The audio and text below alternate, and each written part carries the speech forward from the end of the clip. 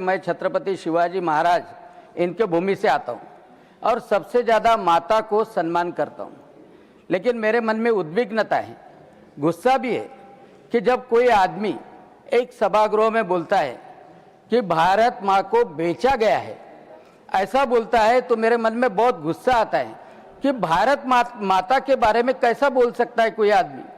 ऐसे लोग तो यानी हंटर खाने के लायक है, ऐसा मुझे लगता है।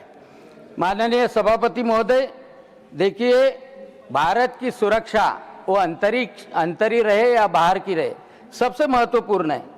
और इस अर्थसंकल्प में 7.8 लाख करोड़ से ज़्यादा पैसा सुरक्षा के लिए रखा है।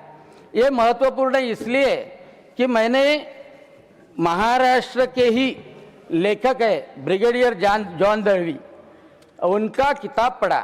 ये ब्रिगेडियर जॉन दळवी, उनका किताब है हिमालयन ब्लंडर। सर, ये हिमालयन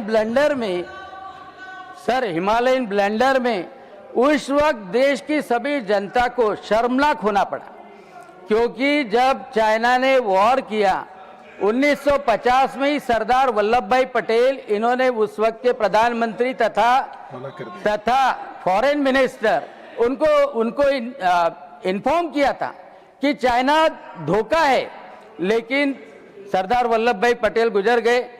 वो धोखे की तरफ किसने ध्यान नहीं दिया।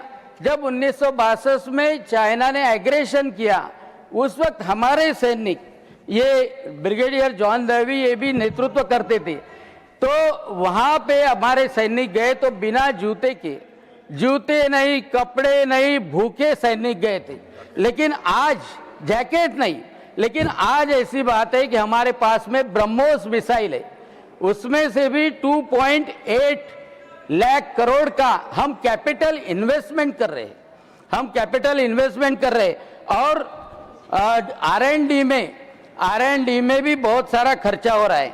माननीय अध्यक्ष महोदय, 2014 में भारत के रक्षा मंत्री, उस वक्त के रक्षा मंत्री, एक गवर्नमेंट आनी थी मोदी जी की, उस वक्त उन्होंने बोला था कि लंबे उड़ान भरने वाले जो रॉकेट है वो हम ले नहीं सकते, हम उतना कैपिटल इन्वेस्टमेंट नहीं कर सकते, क्योंकि हमारे पास पैसे नहीं है।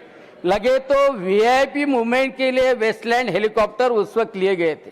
लेकिन आज की परिस्थिति ऐसी है कि हमने अंतरिक्ष सुरक्षा, हमारी देश के अंतर्गत की सुरक्षा और देश के बाहर की भी सुरक्षा यह मजबूत की है। तो ये मजबूत देश को बनाने वाला अर्थसंकल्प है। मैं नक्सल एरिया से भी आता हूं अध्यक्ष महोदय, और नक्सल एरिया में मार्च 2026 तक पूरा नक्सल मुक्त करने का काम माननीय गृह मंत्री अमित जी शाह, इनके माध्यम से हो रहा है। मैं महाराष्ट्र से आता हूं, इस महाराष्ट्र को सबसे अच्छा फायदा इस बजट में मिला है। हमारे मुख्यमंत्री देवेंद्र जी फडणवीस, उन्होंने भी आभार व्यक्त किए और इस अर्थसंकल्प के ऊपर अभिनंदन भी किया है। 98,000 करोड़ रुपए, उनको भी बताना चाहता हूं कि 98,000 करोड़ रुपए ये महाराष्ट्र को मिले। महाराष्ट्र का GDP में भी अच्छा रोल है, और रीजन ऐसा है कि महाराष्ट्र में डबल इंजन की सरकार है, और लोगों को अब मालूम हो गया कि ये डबल इंजन की सरकार अच्छी काम करती है, इसलिए अब ट्रिपल इंजन की भी सरकार बन गई। यानी मुंबई में भी कारपोरेशन आ गई, पुणे में भी कारपोरेशन आ गई, नागपुर में भी कारपोरेशन आ गई, जिला परिषद 12 की 12 जिला परिषद आ गई, ये बाकी के सब इंजन फेल हो गए। सभापति महोदय, महाराष्ट्र में MMR है, और MMR growth hub, Pune growth hub और नागपुर ग्रोथ हब, ये 3 ग्रोथ हब बनाए हैं नीति आयोग ने, और उसके लिए 5-5 हजार रुपए दिए।